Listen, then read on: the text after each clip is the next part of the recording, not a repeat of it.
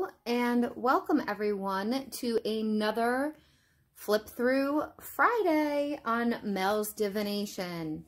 Today we are going to do Queen of the Moon Oracle by Stacey Demarco. That's coming up right after this.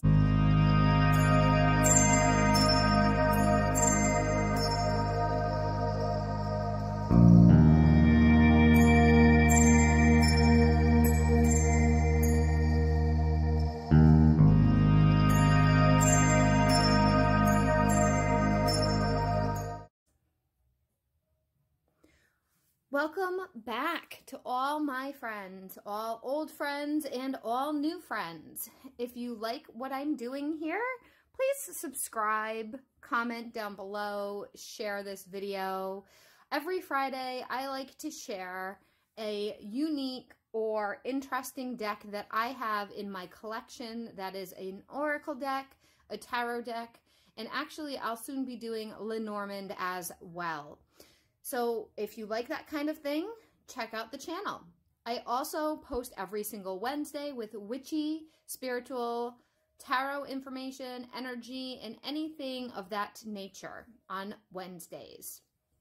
With that being said, we're going to launch right into this. This is my second attempt trying to do the Queen of the Moon Oracle video because the first one I got flagged for, unfortunately, some copyrighted background music that I didn't realize was copyrighted. So here we go. Hopefully it comes out just as good as the first time around. This is the Queen of the Moon Oracle. This is actually the last video that we're doing right before Christmas. This should be coming out on Christmas Eve. So for those of you that celebrate Christmas while I'm thinking of it, Merry Christmas Eve, Merry Yule, and all those wonderful holiday celebrations. The reason why I decided to do Queen of the Moon Oracle for one originally was because I received this deck last Christmas for a present from my brother. I don't have any Christmas themed decks or Yule or solstice or anything like that. So this was the closest I could get, and that is why I had originally decided to go with this deck. But because I had gotten flagged for copyright, I decided to give you guys the vote, and you all chose this deck anyway. So there we go. With that being said, we're going to launch right into it.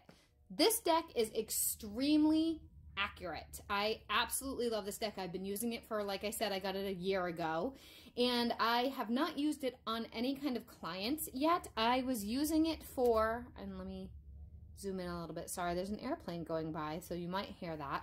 I was using it for daily pulls for myself, for the energy of the day, and kind of meditating with it to see what I needed to know for the day. As you guys may all know, I am a moon baby, and I have done multiple reviews on moon type of themes like Moonology book and oracle decks, both of them. So I will link that somewhere above for you to check those videos out, and I will put them in the description box down below. With that being said, here we go.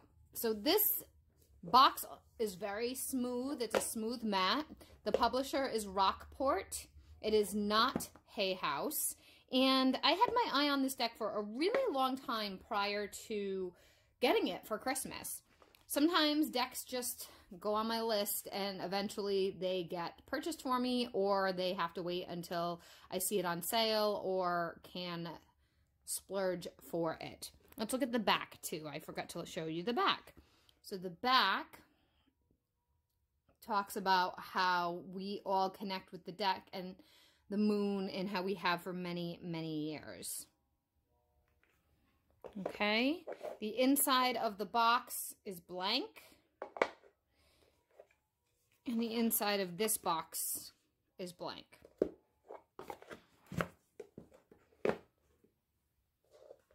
The cards are very glossy. I love the back of the cards. It has all the moon phases, which I think is really, really cool. And it's just a standardized oracle deck, I believe, and I'll be able to double check it in the book in one moment. I believe it's 40 something cards.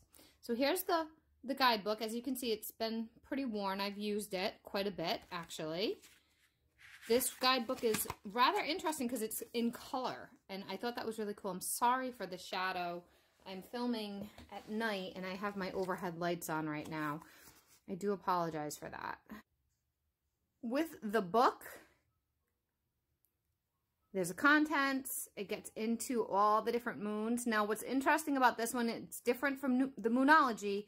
She does go through all the different kinds of crescents, but she doesn't go into the zodiac signs. She doesn't actually use zodiac signs. She just uses the energy of each one. And when you get to the end of the deck, yes, it's 44 cards. When you get to the end of the deck, it's the pagan titles for each moon, the pagan energies for the moons of the old world of how the farmers used to do it. Now, I'm going to show you the pages and feel free to pause and read them. I'm not going to spend too much time on this. So this is the preface.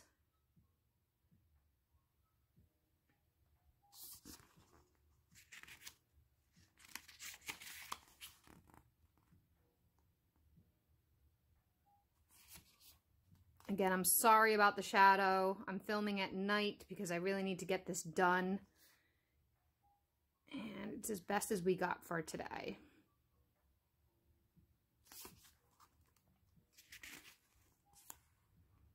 And then after she does the introduction, we go right into a little description about what each type of moon energy is and how best to work with it and what it stands for.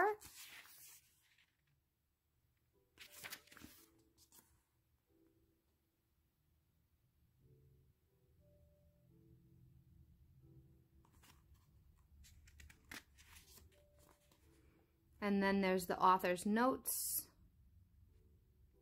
And it goes right into how to use the cards.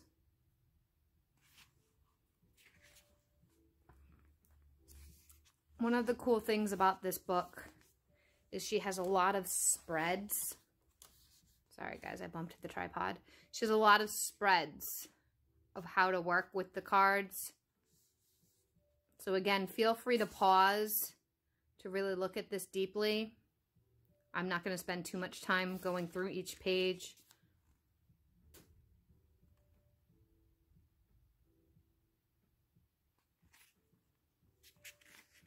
I'm going to linger just long enough so that if you decide you want to really look at it, you can pause it.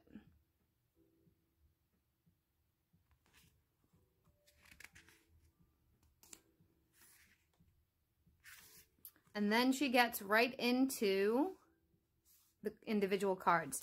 Now, I do want to talk about this super quickly before I start the flip through.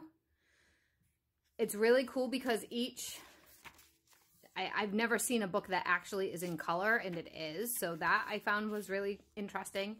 And the way that the book is labeled is it's progressively from the very first dark moon all the way through to the full moon, and then into the pagan individual moons. Now, if I can get this to cooperate, you can see that there's a little affirmation. She talks about the energies of each one and how to work with it. And then on the back, at the very bottom of each page, for each one, she talks about the stone, what kind of crystal to use. What I started doing when I would pull a card is if I had the crystal, because she would list some crystals that I definitely didn't have, I would either find a substitute crystal that was similar and close, or I would, if I had the crystal, I would sit and meditate with that intention for the day before really moving into my day. And that's really how this goes for every single page. And I'm not sure if we hop to the end. Yep, just a quick little about the author. And then the illustrator. Now, when I filmed this the last time, the cards are very, very vibrant and they're beautiful. But when I was editing, I saw that it really didn't do it justice, that the video itself didn't do the cards justice. So I don't know how it's going to come out this time. They're very crisp and clean and clear, the cards, but I'm not sure how it's going to look with this. I'm going to get started in the flip through. I'm going to zoom in. And one final thing that I am going to say about this is that I don't do reversals. You could do reversals on this because I do have some cards that might be reversed in this mix.